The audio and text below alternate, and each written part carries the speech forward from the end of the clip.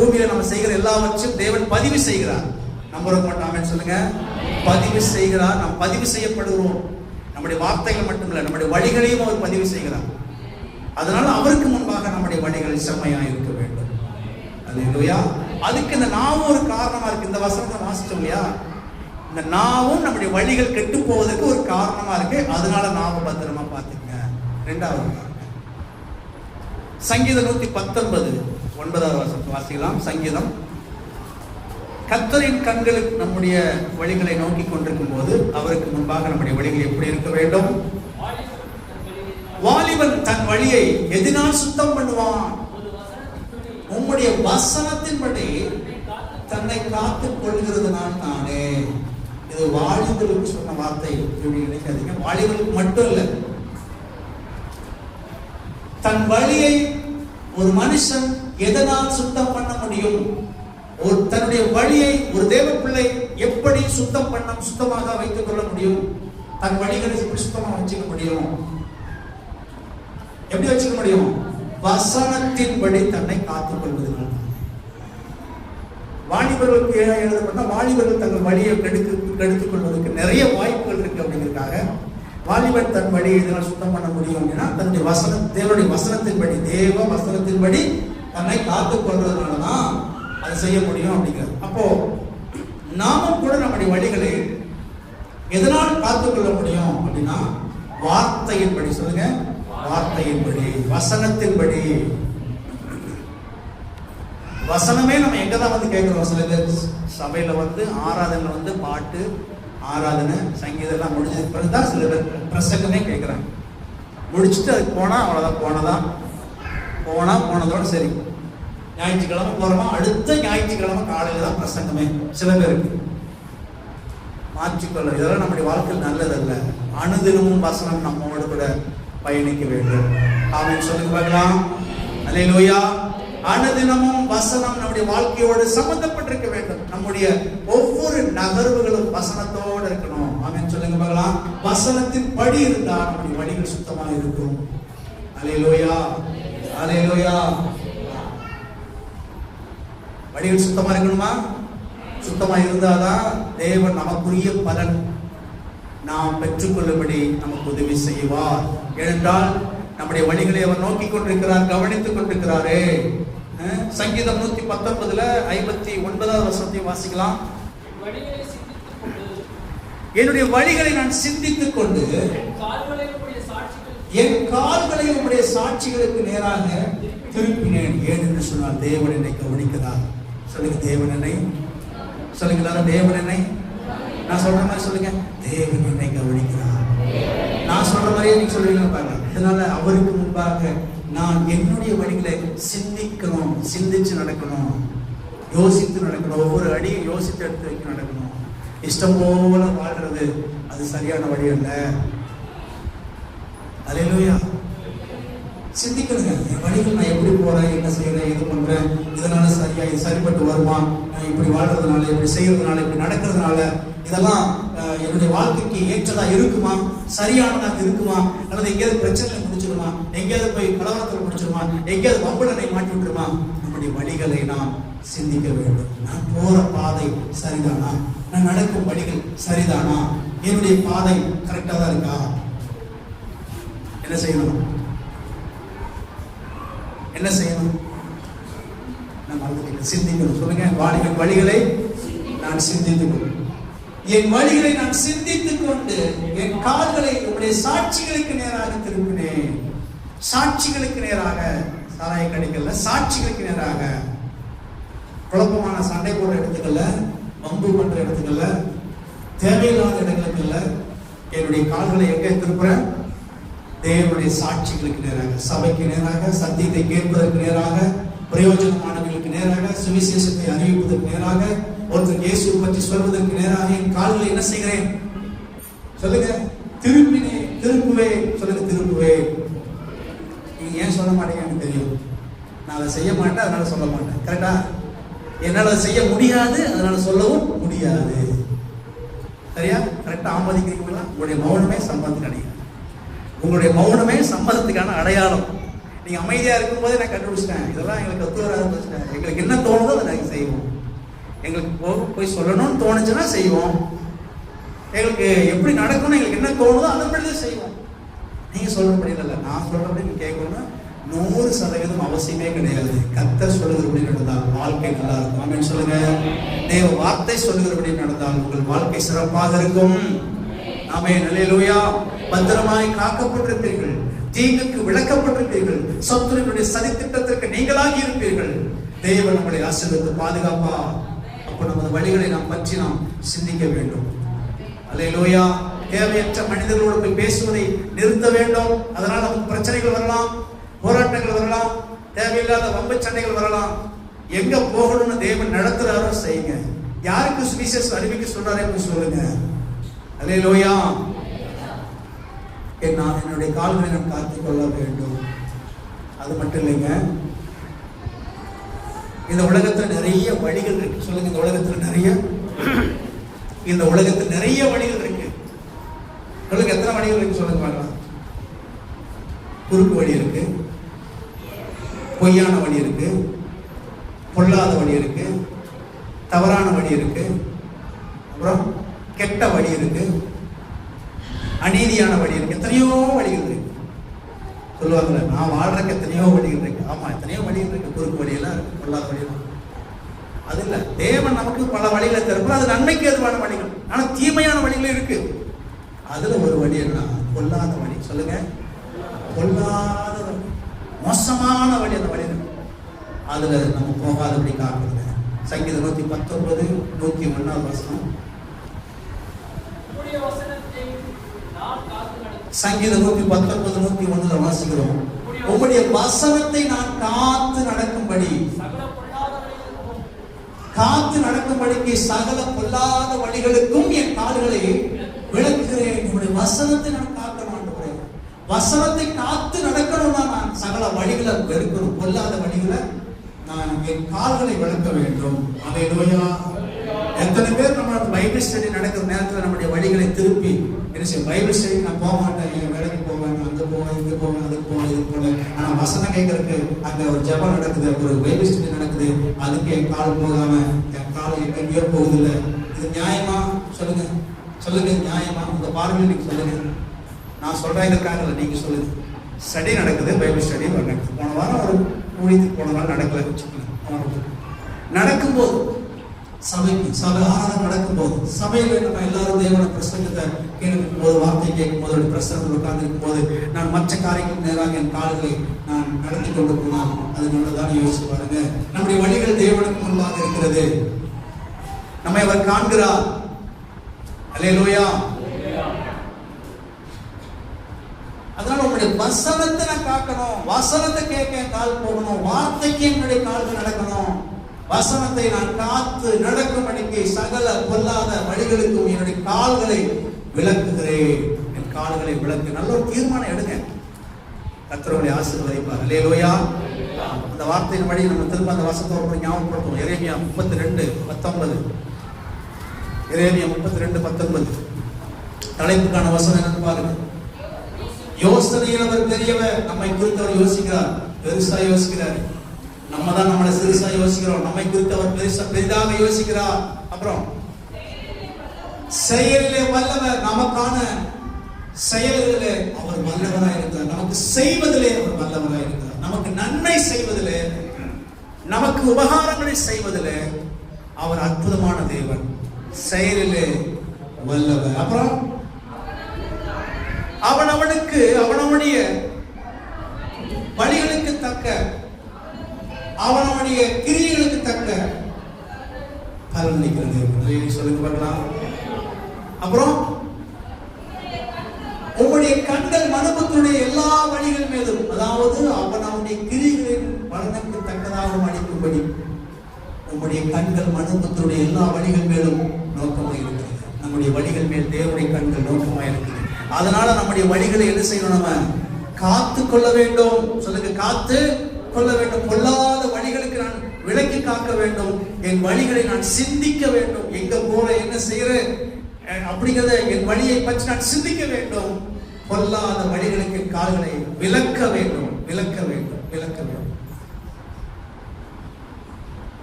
ஆமென். யோபு எவ்வளவு பெரிய மனுஷன் வாசிங்க. 42:2 வாசிங்க. யோபு புத்தகம் 42:2 வாசிங்க. யோபு எவ்வளவு பெரிய மனுஷங்க. அவர் ரொம்ப பணக்கார, ரொம்ப ஆசீர்வதிக்கப்பட்ட ஒரு மனுஷனா இருந்தாரு. அந்த கிழக்கத்தி புத்திரர்களே அவரை போல ஒரு பெரிய ஐஸ்வர்யவன் யாருமே கிடையாது. கவனிக்கிறீங்களா? யோபுவை போல பணக்காரர் யாருமே இருக்க முடியாதுங்க. ஏற்கனவே சொல்லியிருக்கிறேன் யோபு பற்றி தெரியும் உங்களுக்கு. யோபுவை நம்ம வந்து உடம்பெல்லாம் வியாதி சொறி பிடிச்ச ஒரு மாதிரி இருந்தாரு. அவர் ஓட்டு எடுத்து சொல்றீங்கன்னா யோபுவை நம்ம பார்க்கும் போதே பாவங்க அவரு அப்படிங்கிற மாதிரி நம்ம நினைப்போம். இல்லைங்க, அவர் பயங்கரமான ஆளுங்க, பயங்கரமான பணக்காரர், செல்வ ஸ்ரீமானவர், நெய்யினால் தனது பாதங்களை கழுவக்கூடியவர். ரோட்ல அப்படி ஆசனத்தை போட்டு அப்படி உட்கார்ந்தாருன்னா அப்படி ரோட்டில் நடந்து போறவங்களாம் கையை பொத்திக்கொள்வோம், வாலிபர்கள்லாம் பேசாம போயிடுவாங்க. அவ்வளவு கனத்துக்குரிய பாத்திரம், ஆசீர்வதிக்கப்பட்ட பாத்திரம், ஒரு மேன்மையான பாத்திரம்.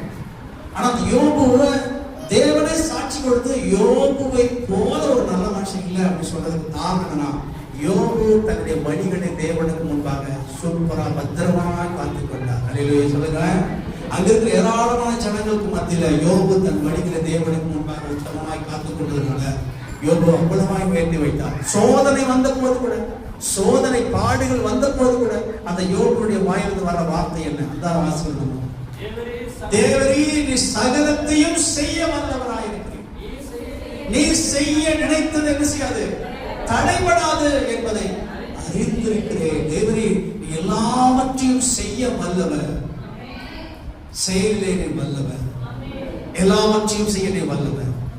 அவர் சொல்லும் போது யோபுவின் வாழ்க்கை ஜீரோங்க. ஹீரோவா இருந்த மனுஷன் ஒரு காலத்துல, சொல்லுங்க, யோபு எப்படி இருந்தவர்? ஹீரோவா, பவர்ஃபுல்லான ஒரு நபரா இருந்தவர், மில்லியனரா இருந்திருக்காரு, பவர்ஃபுல்லான ஒரு நபரா இருந்திருக்காரு, கோடீஸ்வரர், கோடீஸ்வரர். அப்படிப்பட்ட அந்த ஹீரோ தேவன் ஒரு சின்ன அனுமதி கொடுத்தாரு சோதிக்கப்படுவதற்கு. அவ்வளவுதான். அந்த சோதனையில எல்லாத்தையும் இழந்து ஜீரோவாயிட்டார், ஒண்ணுமே கிடையாது. அந்த ஜீரோவாய் இருக்கிற அந்த சூழ்நிலை சொன்ன வார்த்தை, தேவரே நீ சகலத்தையும் செய்யப்பட்ட.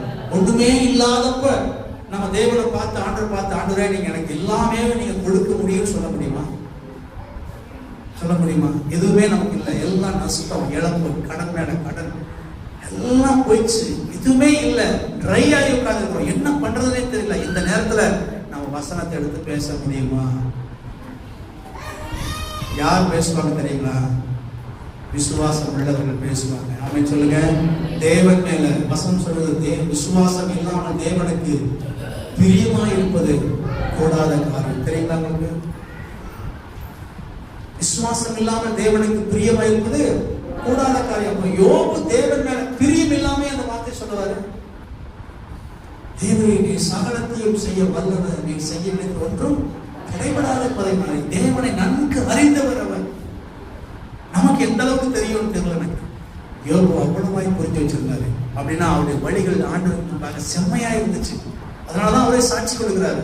இப்போ எல்லாமே இல்லை, ஆனா இல்லைனால கூட நீங்க செய்ய வல்லவராக இருக்கிறீங்க அப்படி சொன்னதுனால நமக்கு தெரியல, யோபுவினுடைய முன்னிலைமை பார்த்து பின்னிலைமை அதிகமாக ஆசீர்வதிக்கப்பட்டார். அப்படின்னு சொல்லுங்க பார்க்கலாம். அதே மாதிரி ஆதியாகமத்துல நீங்க பாத்தீங்கன்னா, நோவா இவ்வளவு பெரிய மனுஷன் தேவனுக்கு முன்பாக தன்னுடைய வழிகளை காத்துக் கொண்டார். ஆனா அதே நோவா வாழ்ந்த அந்த தேசத்துல ஜனங்கள் என்ன செஞ்சாங்க தெரியுங்களா? ஆதியாகமம் 6ஆம் அதிகாரம் 12வது படிச்சு பாருங்க. ஆதியாகமம் 6:12 வாசிச்சு பாருங்க. தேவன் பூமியை பார்த்தார், இதுவும் அது சீர் கெட்டதாய் இருந்தது. மாம்சமான யாவரும் பூமியின் மேல் தங்கள் வழியை என்ன செஞ்சாங்க? கெடுத்துக் கொண்டிருந்தார்கள். தங்கள் வழியை அவர்கள் கெடுத்துக்கிட்டு இருந்தாங்க. அந்த யாருங்க? நோவா மாத்திரம் வழியை காத்துக் கொண்டிருந்தார், மற்றவர்கள் வழிகளை கெடுத்துக் கொண்டிருந்தார்கள். நீங்க எப்படி, நம்ம எப்படி, நான் எப்படி, நம்ம எப்படிப்பட்டவங்களா இருக்கோம்? வழிகளை நம்ம காத்திருந்தோமா? வழிகளை அவங்க கெடுத்துக்கிட்டாங்க. அதனால தேவனால் அழிக்கப்பட்டார்கள். வழி கெடுக்கப்பட்டது, தேவனால் அழிக்கப்பட்டார்கள். தங்கள் வழியை பத்திரமாய் காத்துக் கொண்டால் நிச்சயமா சொன்னது, தேவ ஜனங்கள் காக்கப்பட்டிருப்பார்கள். பொல்லாத எண்ணங்கள், பொல்லாத சிந்தனைகள், பொல்லாத வழிகளில் நடந்ததுனால தேவனுடைய அழிவுக்கு காரணமாய் மாறிவிட்டார்கள். பொல்லாத வழிகள் அழிவுக்கு நேராய் நடத்திவிடும். இருக்கிறீங்களா? வழி தப்பி நடந்தா வழி மாறி போயிடுவோம். வழி தப்பி நடந்தா வாழ்க்கையே காணாமல் போயிடும். கடைசியில் ஒன்றுமில்லாமல் பிரயோஜனமற்றதாய் மாறிவிடுவோம் என்பதை மறந்துடாதீங்க. தெய்வத்துக்கு முன்பாக நம்முடைய வழிகள் சுத்தமாக இருக்கட்டும், பாதுகாக்கப்பட்டிருக்கும். கொள்ளாத வழிகளை வெறுத்து தேவ வழிகளை நம்ம சிந்தித்துக் கொண்டு ஆமென் அல்லேலூயா. அந்த 18-19 வாசிக்கலாம். ஆதியாகமம் 18-19 கர்த்தர் ஆபிரகாமுக்கு சொன்னதை நிறைவேற்றும்படியாய் அவன் தன் பிள்ளைகளுக்கும் தனக்கு வரும் தனக்கு பின்வரும் தன் வீட்டாருக்கும் நீங்கள் நீதியையும் நியாயத்தையும் செய்து கர்த்தருடைய வழியை காத்து நடவுங்கள் என்று கட்டளை இடுவான் என்பதை நான் அறிந்திருக்கிறேன். ஆண்டவருக்கு ஆபிரகாம் மேல அவ்வளவு ஒரு நம்பிக்கை வந்துச்சு. ஆபிரகாம் மேல ஆண்டவருக்கு எவ்வளவு பெரிய நம்பிக்கை பாருங்க. இந்த ஆபிரகாம் என்னுடைய வழிகளை என்னுடைய கட்டளைகளை பின்வரும் சந்ததிக்கு சொல்லிக் கொடுப்பாருன்னு ஒரு நம்பிக்கை. அதே மாதிரி அவருடைய நம்பிக்கை வீண் போகல. இன்றைக்கு நாம் எல்லாம் தேவ ஜனமாய் உட்கார்ந்து இருக்கிறோம். ஆமென் சொல்லுங்க. ஆபிரகாமின் வம்சாவளியாய் வந்த நாம் எல்லாரும் இன்றைக்கு தேவனை ஆராதிக்கிறோம். ஆபிரகாமை தகப்பன் என்று சொல்கிறோம். என்னுடைய முற்பிதா என்று அழைக்கிறோம். அந்த முற்பிதாவுடைய பிள்ளைகள் நாம். ஆமென் சொல்லுங்க. அந்த முற்பிதாவுடைய பிள்ளைகளாக இருக்கிறோம். ஆண்டுடைய நம்பிக்கை எவ்வளவு நம்பிக்கை, நம்மளை குறித்து அவருடைய நம்பிக்கை. இவங்கெல்லாம் பின்னாட்களின் வழிகளை காத்து நடப்பாங்க, காத்து நடப்பாங்க, காத்து நடவுங்கள் என்று ஆபிரகாம் சொல்லுவான் அப்படிங்கிறார். ஆபிரகாம் மேல எனக்கு நம்பிக்கை இருக்கு. அவன் சொல்லுவான், அவன் கட்டளைகள் எல்லாம் காத்து நடங்க, பிள்ளைகளே பத்திரமா இருங்க, பாதுகாப்பா இருங்க, போகக்கூடாத இடங்களுக்கு போகாதீங்க, கொஞ்சம் கீழ்பிடிங்கப்பா, அவனுடைய வார்த்தைக்கு செவி விடுங்க அப்படின்னு சொல்லி ஆபிரகாம் சொல்லுவான் அப்படின்னு நம்பினாரு. அந்த நம்பிக்கை வீண் போகல. அப்படின்னு சொல்லுங்க. வழிகளை ரொம்ப பத்திரமா காத்துக்கிட்டு, அது ரொம்ப முக்கியம். எத்தனையோ வழிகள் இருக்குன்னு சொல்ல, நம்ம சகல பொய் வழிகளை நம்ம இருக்க வேண்டும். சங்கீதம் 119 104 வசனத்தை வாசிக்கலாம். சங்கீதம் 119 104.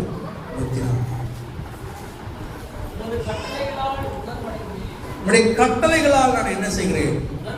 உணர்வடைந்தேன்.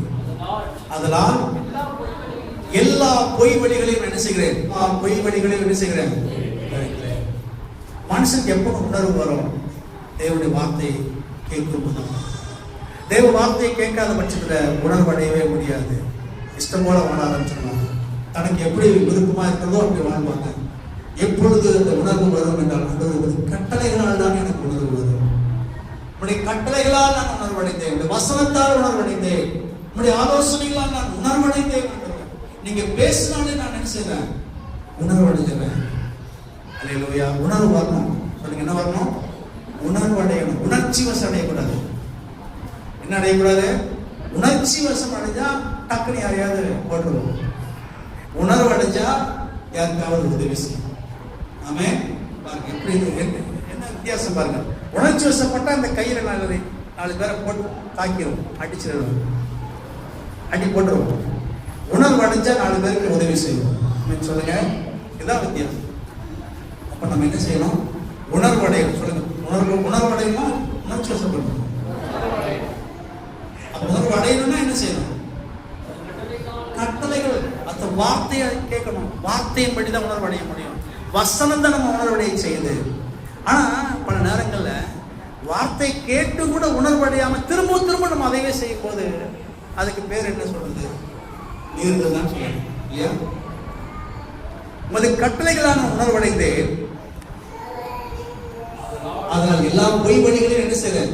வெறுக்கிறேன். பொய்யான வழிகள் நிறைய இருக்குங்க இந்த உலகத்துல. பொய் வழி. மனிதர்களே மனுஷனுக்கு விரோதமா பொய்யான வழி காட்டிடுவாங்க. நம்ம மெய்யான சரியான வழியில நடக்கணும்னா இயேசு சொல்றாரு இல்லையா, நானே வழியும் சத்தியமும் ஜீவனுமா இருக்கிறேன். இயேசுதான் மெய்யான வழி. அல்லேலூயா. அப்படின்னா பொய்யான வழிகள் நிறைய இருக்கு. சில பேர் மனிதர்களை பின்பற்றுவார்கள், சில மார்க்கங்களை பின்பற்றுவார்கள்,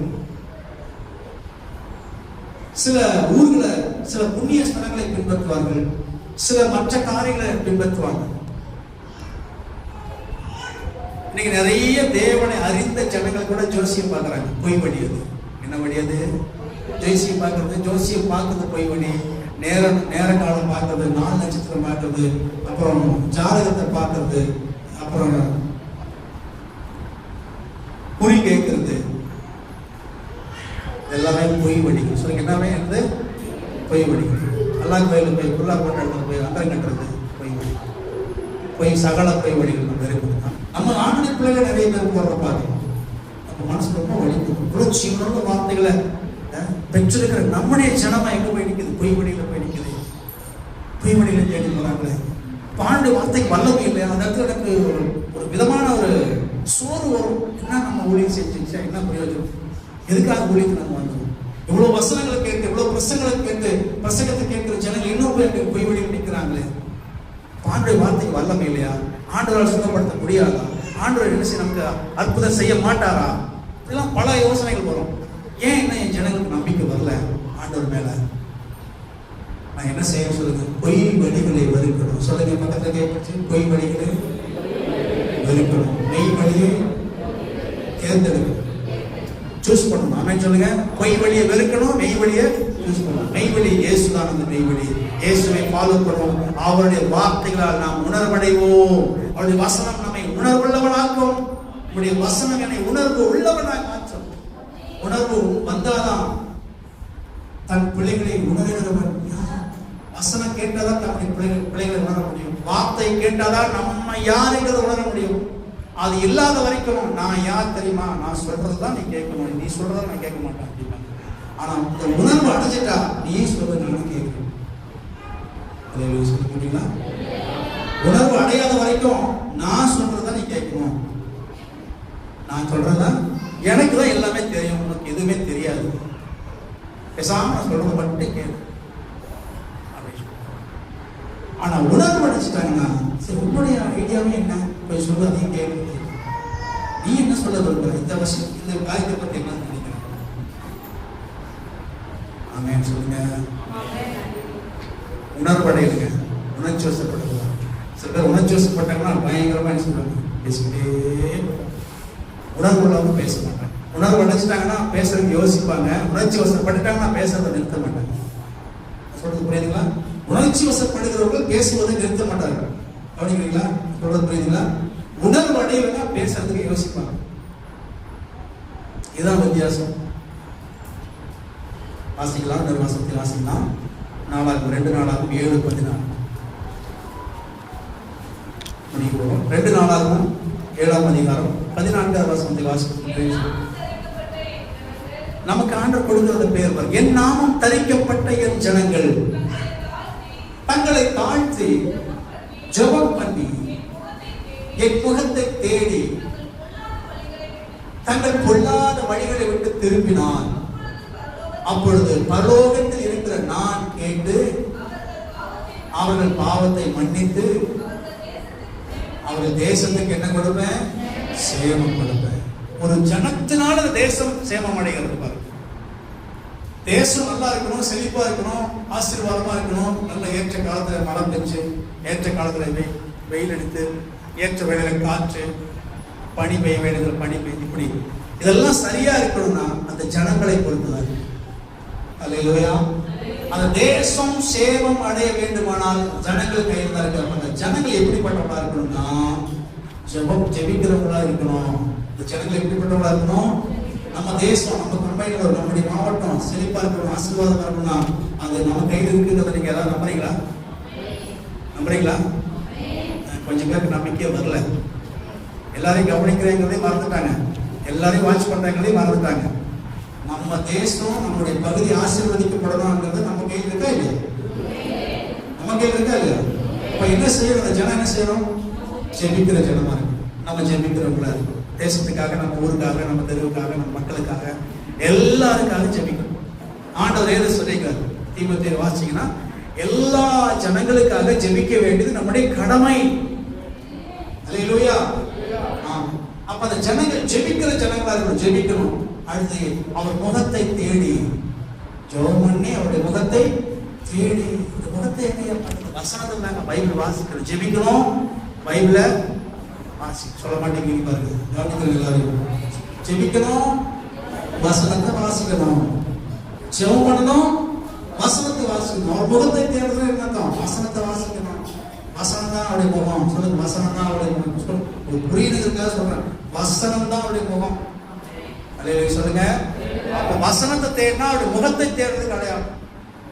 அவர் முகத்தை தேடி, அப்புறம் அதுக்கு பிறகு தங்கள் பொல்லாத வழிகளை விட்டு திரும்பினார். தங்களுடைய பொல்லாத வழி இதெல்லாம் சரியில்லாத நடக்க இருந்தோ எல்லாத்தையும் மாத்திக்கிட்டா, அதை சரி பண்ணிக்கிட்டா, அதை கரெக்ட் பண்ணிக்கிட்டா, அப்பொழுது பரலோகத்தில் இருக்கிற தேவன் கேட்பார், பதில் தருவார். கேட்டு அவர் ஒருவேளை பாவம் செய்திருந்த அந்த பாவத்தை மன்னித்து அவர்கள் குடியிருக்கிற தேசத்துக்கு நான் சேமத்தை நான் சுகத்தை தருவேன், ஆசீர்வாதத்தை தருவேன். சொல்லிக்கொள்ளா, சேமமா இருக்கும், நல்லா இருக்கும், அந்த தேசம் ஆசீர்வாதமா இருக்கும். அல்லேலூயா சொல்ல மாட்டீங்களா? அப்ப நம்ம செய்யற பொல்லாத வழிகளை விட்டு திரும்ப வேண்டும். சொல்லுங்க, பொல்லாத வழிகளை விட்டு திரும்ப வேண்டும். கடைசி வரை வாசித்து முடிச்சலாம். தங்களுடைய பொல்லாத வழிகளை நாம் விட்டு திரும்பணும். அது மட்டும் இல்லாம நம்ம இன்னொரு முக்கியமான காரியம் செய்யணும்.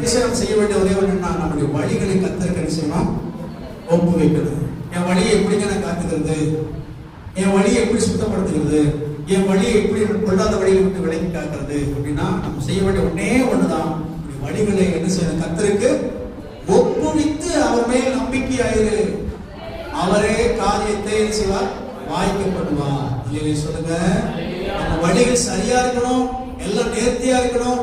தேவனிடத்திலிருந்து எனக்கு வர வேண்டிய பலன் வர வேண்டும், தேவனிடத்திலிருந்து வர வேண்டிய நன்மைகள் எனக்கு கிடைக்க வேண்டும், கர்த்தரிடத்திலிருந்து வருகிற சுகம், விடுதலை, ஆரோக்கியம், சேமம் எல்லாம் எனக்கு வரணும்னா நான் செய்ய வேண்டிய ஒன்னே ஒண்ணுதான், என் வழியை கர்த்தருக்கு என்ன செய்ய வேண்டும், ஒப்புவிக்க வேண்டும். ஏனென்றால் அவர் யோசனையில் பெரியவராக இருக்கிறாரே, செயலிலே அவர் வல்லவராக இருக்கிறாரே. எனக்குரிய பலன், என்னுடைய கிரியைகளுக்கு தக்க பலன், என்னுடைய வழிகளுக்கு தக்க பலன் அவர் எனக்கு கொடுக்க வல்லவராக இருக்கிறாரு. ஆகையினால் என்னுடைய வழிகளை அவர் மேல் நான் வைக்க வேண்டும்.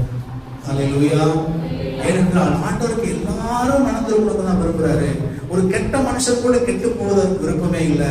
எல்லாருடைய வழிகளும் தேவன் பக்கம் திரும்பணும்னு விரும்புறாரு. எசேக்கியேல் 18:23 படி எல்லாரும் ரட்சிக்கப்படணும் தேவன் விரும்புறாரு. எசேக்கியேல் 18:23 என்ன சொல்லுது பாருங்க. எசேக்கியேல் 18:23 என்ன சொல்லுங்க, துன்மார்க்கன் சாகிறது எனக்கு எவ்வளவு பிரியமோ.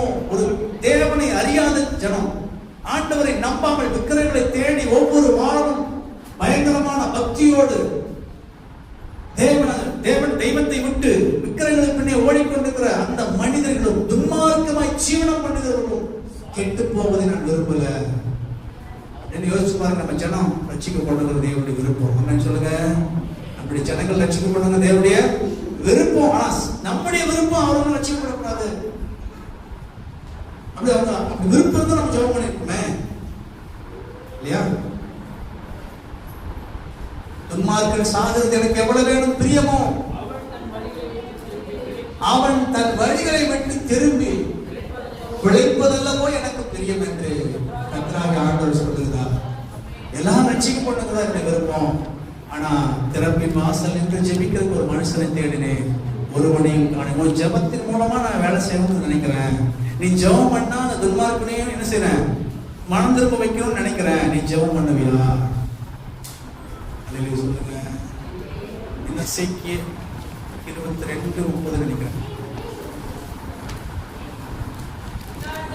அதுதான், நான் தேசத்தை அழிக்காதபடிக்கு, அதாவது துன்மார்க்க கெட்டு போன மனிதர்களை அழிக்காதபடிக்கு திறப்பிலே நிற்கவும் சுவரை அடைக்கவும் தக்கதாக ஒரு மனுஷனை தேடினேன், ஒரு வழியும் காணேன். 2 நாளாக என்ன படிச்சோம், ஜெபம் பண்ணி முகத்தை தேடி தங்கள் பொல்லாத வழிகளை விட்டு திரும்பினால் இயேசுக்கு சேமத்தை கொடுப்பேன். அடுத்த ஒரு வசனம் படிச்சோம், என்ன வசனம் படிச்சோம், துன்மார்க்கன் சாகிறது எனக்கு எவ்வளவு வேணும் பிரியமோ, அவன் மனம் திரும்பி பிழைப்பதல்லவோ.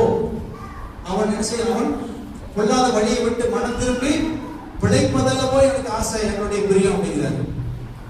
அப்ப யாரும் கெட்டு போகக்கூடாது என்பது என்னுடைய விருப்பம். அந்த கெட்டு போன மனுஷனுக்காக மன்றாடு ஜெபிப்பதற்காக ஒரு மனுஷனை தேடினேன், ஒருவனையும் காணேன், ஒருவனையும் மன்றம். துன்மார்க்கருக்காக ஜெபிக்க ஒரு மனுஷன் இல்லையே, ரட்சிக்கப்படாதவர்களுக்காக ஜெபிக்க மனுஷன் இல்லையே அப்படிங்கிறதா தேவனுடைய அங்கலாய்ப்பா இருக்கு. ஒருவேளை நாம ஜெபம் பண்ணா அந்த துன்மார்க்கர்கள் மனத்திற்கு ஒரு வாய்ப்பு இருக்கு. ஆமென் சொல்லுங்க பார்க்கலாம். நமக்காக யாரோ ஒரு ஜெபிச்சதுனால நம்ம தேவனை அறிந்து கொண்டோம். ஆனால் நாம் மற்றவர்களுக்காக ஜெபிக்கும் போது அவர்களும் தேவனை அறிந்து கொள்வார்கள். இது ஒரு வாய்ப்பு. ஆமென் சொல்லுங்க. நம்முடைய குடும்பத்தாருக்காக ஜெபம் பண்ணுங்க. ரட்சிக்கப்படாத குடும்பத்திற்கு எத்தனை பேர் இருக்காங்க, அவங்களுடைய ரட்சிப்புக்காக ஜெபம் பண்ணுங்க. தேவன் பெரிய காரியம் செய்வார். நமக்கு ஏற்ற பலன் நிச்சயமாய் அவர் கொண்டு வருவார். எழுப்பிடிப்போமா? எழுப்பிடு. ஹalleluya.